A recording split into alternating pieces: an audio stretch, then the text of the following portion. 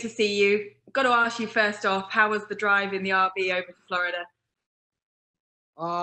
Good. Other than truck stop eating the whole way, that's the problem. Eating shit the whole way. So, does the camera add 10 pounds or am I just a little heavier, you think? You're looking good. You're looking good. Talking of weight, though, eating along the way, how's the weight feeling? Good. I'm like 78, 180, 10 pounds. So, nothing.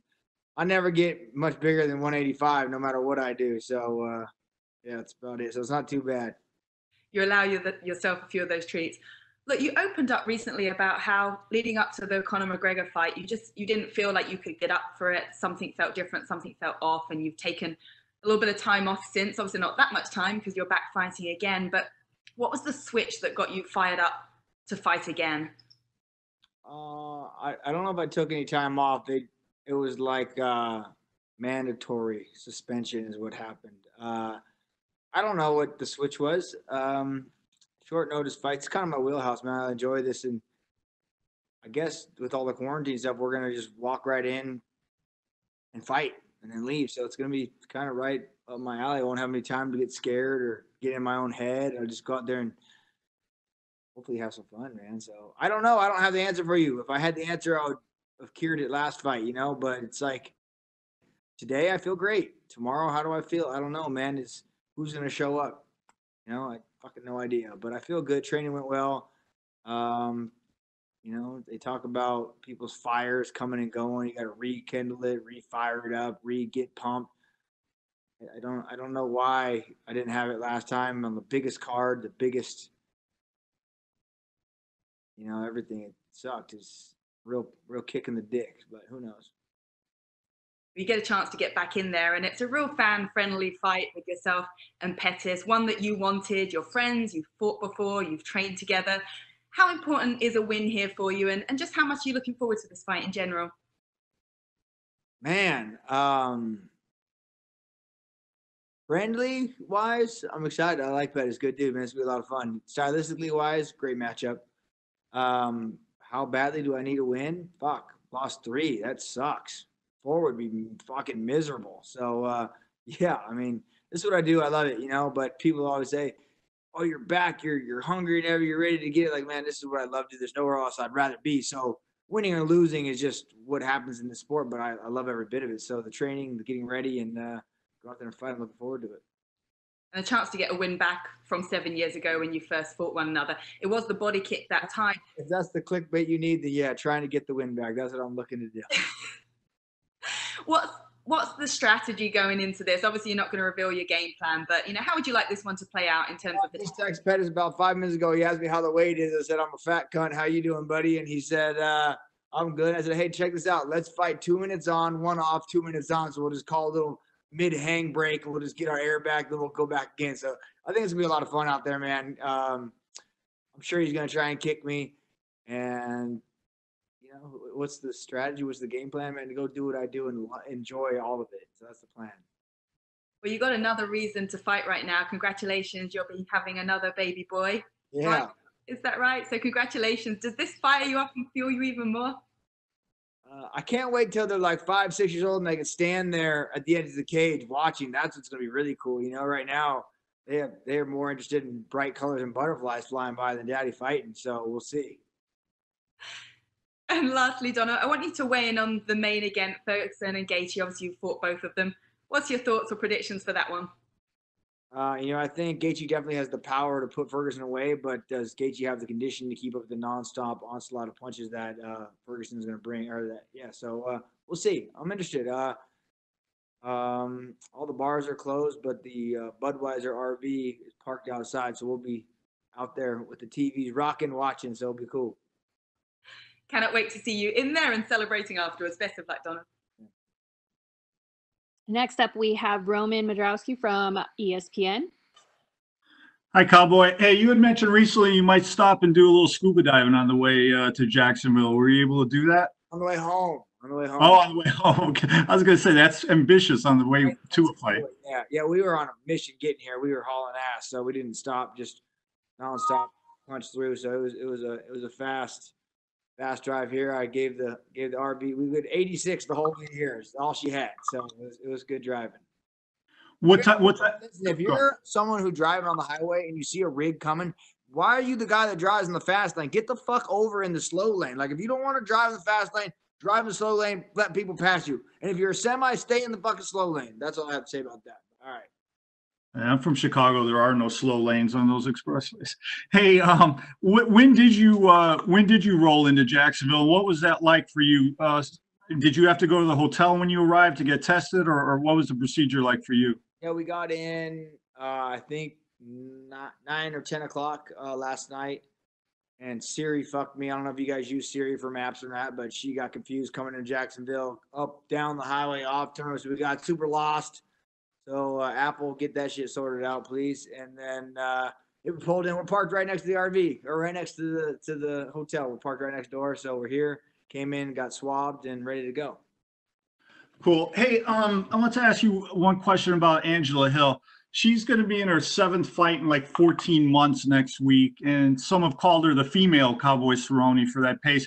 Have you taken notice of that kind of activity, and do you have any thoughts about it? Man, it's cool. I wish more people would have that mentality, man. They want to keep fighting, but boy, she's gonna pay hell trying to catch me because I'm parked here. I'm fighting 3 times this week. You haven't heard yet, so it should be good. Very good. That's all I got. Thanks, man. I'll do this again. If I can fit you guys into my schedule after this win over Pettis, I guess I'll come back here and we'll talk about whatever fights next, whatever opponent couldn't make it. Got it. Next, we have Leslie Wilson Jr. from Golf News.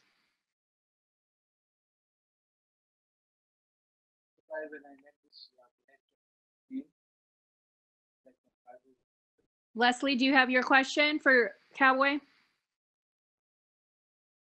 Wesley, you got to tighten the string up on your telephone, buddy. It's barely hear you. You're echoing.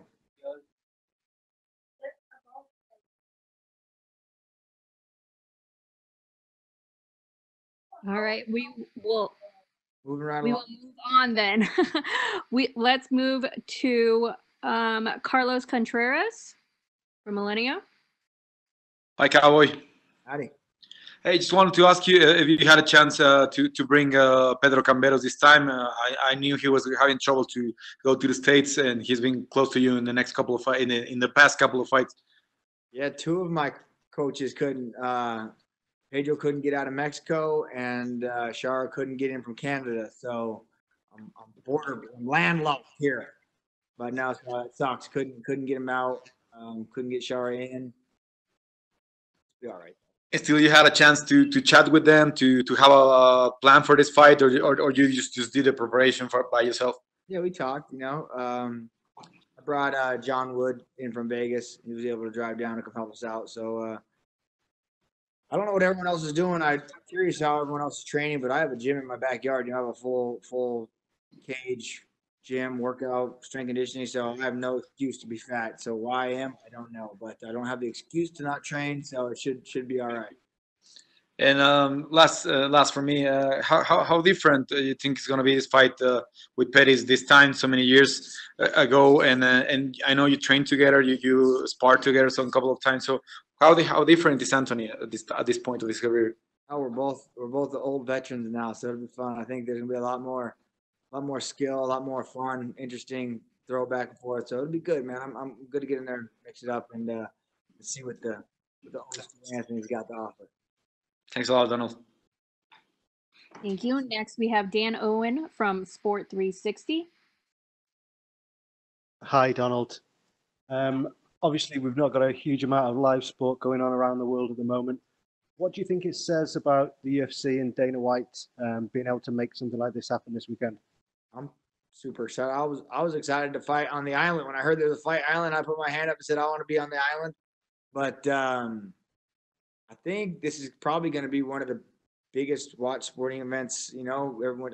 I wanted to say that last time with me and Conor. Like, man, this is all the eyes are on it. But I really think now all the eyes are on it. Even if you're like a golf fan or a basketball only or a baseball, man, everyone's so sick and tired of watching reruns and they're Netflix the fuck out. So I think this is their only option. Like, man, I don't even like fighting, but goddamn, I guess Cowboys fighting will fucking tune in. So it should be all right. Yeah, for sure. Obviously, you've been in a fair few bear pits in your time. Has it gone through your mind what it's going to be like being in an empty arena on Saturday evening? No, I fought in the WC back when it first started. There wasn't very many people in the arena, so yeah, it'll be good. It'll be perfect for me. No hesitations, no distractions. Just go in there and fight. Came down to Jacksonville to get in a backyard fight. Here I am. Well, all the best of the weekend, and hope you stay well. Next up, we have Mark with Veronica Fight.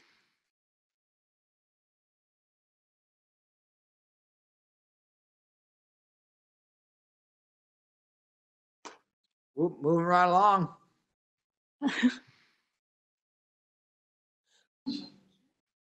Nee, ik was er ook niet vinden. My man's in the Je weet überhaupt in Nederland. Mark? Mark, you gotta get out the restroom, buddy. All right, let's move on. Damon Martin with MMA Fighting. Hey, Cowboy. You said that this is this is kind of your wheelhouse. I mean, you've been in main events. You've had big main event wins, things like this. But do you prefer kind of like the chaos of a situation like this, where you take a fight on 3 weeks' notice and you just kind of you roll into town in the RV and you're not having all the embedded cameras in your face the whole time? Like, do you just kind of embrace this kind of a fight more than maybe the bright lights and the spotlight of a bigger fight? Do you just kind of enjoy this kind of chaos of this? Yeah, 100%. I don't know about the chaos. Like, it feels a lot smoother to me, man. Like, as much as it's like, fight, dude, this, boom, boom, boom. But to me, it's like, all right, let's go. Let's get in the RV. Let's go down to Jacksonville. Let's fight. Let's go, And sometimes those long camps, they're like drooling, man. Like, oh my God, like you said, all the media obligations, all the 12 weeks to get ready. And this is just, you don't have time to think about it. You just get it and go. And I enjoy them. I love it. That's why I'm the short-nosed guy. And Cowboy, you know how this sport is, for better or worse. When you win, you're the greatest guy in the history of the sport, and when you lose, you're a bum all of a sudden, and you're the worst guy in the world. And coming out of that Conor fight, I'm sure you saw criticism, people trying to dissect what went wrong that night, and a guy like Stephen A. Smith comes out and has all these kind of crazy comments about you. Like, how much of that do you pay attention to, and how much does it bother you when one fight suddenly defines you? Well, it doesn't define me, so that's all. I look myself in the mirror. I don't give a shit what the people at home say, but they, I don't pay attention. I don't read nothing. I don't watch nothing. I don't get on social media and see what people have to say. So I think I'm really good at staying the hell away from it. I got my ranch and I live, and I got so much life going on that I don't have any idea what the people that don't have life going on have to say. So, but you're right. You are a bum. You're only as good as your last fight, which sucks. What's really cool, man, is I'm here for all 3 fights. Think about what they're going to say when Cowboy goes 3-0 in fucking 1 week. Then I'm going to be back on the greatest again. So it's going to be all right. I'm going from a bum to a superstar, so I'll be all right. And last question, kind of with the Angela Hill thing, I talked to a lot of fighters, and there is a long string of people from heavyweight to every division. They say, I want to be the Cowboy Cerrone of this division. I want to fight 5-6 times a year. Obviously, when it's all said and done, you're time to do it. That's the funny thing. Everyone wants to do it. Like, I want to be like that. I want to fight. And then the UFC calls them, and they're like, ooh, who? Next week? Yeah, shit. So that's the funny thing. But when the UFC called me, I didn't even know who I was fighting. They said May 9th. I said, fuck yeah, let's go. And it's hard to, everyone wants to do cowboy shit until it's time to do cowboy shit. So until then, I'm going to keep on rocking. But when it's all said and done with your career, whenever that comes down the road, do you feel like that's something that's always going to define you? The fact that you were willing to do this cowboy thing, you have kind of made that mark in the sport where people say, I want to be like Cowboy. Yeah, man, that's what Dana on my headstone when I finally retire, it's just gonna say Cowboy, wild cunt. That's what they're gonna have to put on there. So thanks, Cowboy. Okay, Cowboy, just one last round of questions from Jay Anderson of Cage Side Press, and then you're free to leave. Jay, you're open now.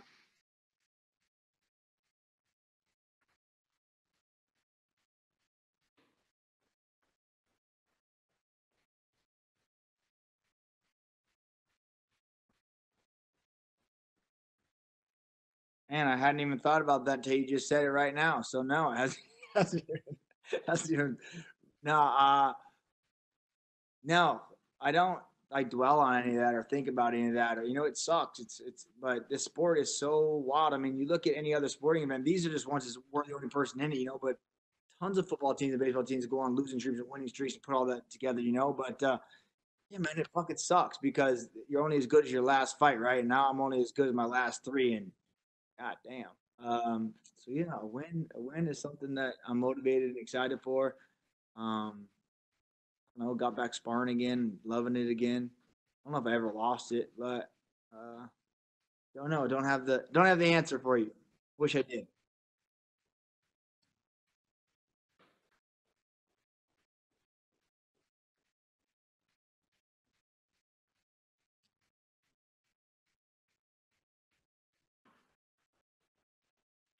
Yeah, it's not that I didn't know I didn't want to be there. It's just like I didn't feel prepared. Like I didn't feel like I did a little spot in the back of my head. Like I didn't, the if buys and did use and shouldas was weighing heavy on me. I should have put a lot more effort in. I'm not sitting here making excuses, but I'm just saying the wrong guy definitely showed up and paid heavily for it, man. What a fucking embarrassment. I made it 40 seconds, and half-heartedly kind of wish I just went out there and took a little nap, went to sleep, not just embarrassed. But what are you gonna do, man? You're gonna dust off and get back on the saddle and do it again. And that's who I am. That's what I preach. And so here I am, fucking 2 weeks notice. Drove to Jacksonville, gonna kick some ass, fight again on Wednesday, fight again on Saturday.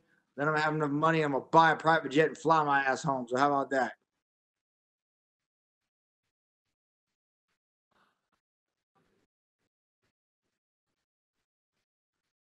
God, yeah. I tried. She tried. She's like, I'm just gonna come. And I was like, well, I'm driving. She's like, I'll drive down there with you.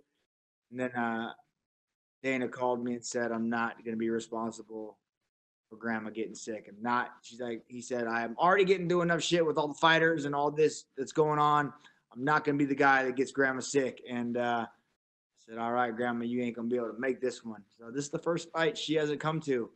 Kind of crazy and wild, but she'll be watching, cheering, yelling at the TV. So Jafari might have an earpiece in his ear, just getting direct coaching tips from her. Who knows? How's it gonna go? She'll be all right. She says she's too tough for this bullshit ass Corona. So I said, all right, grandma.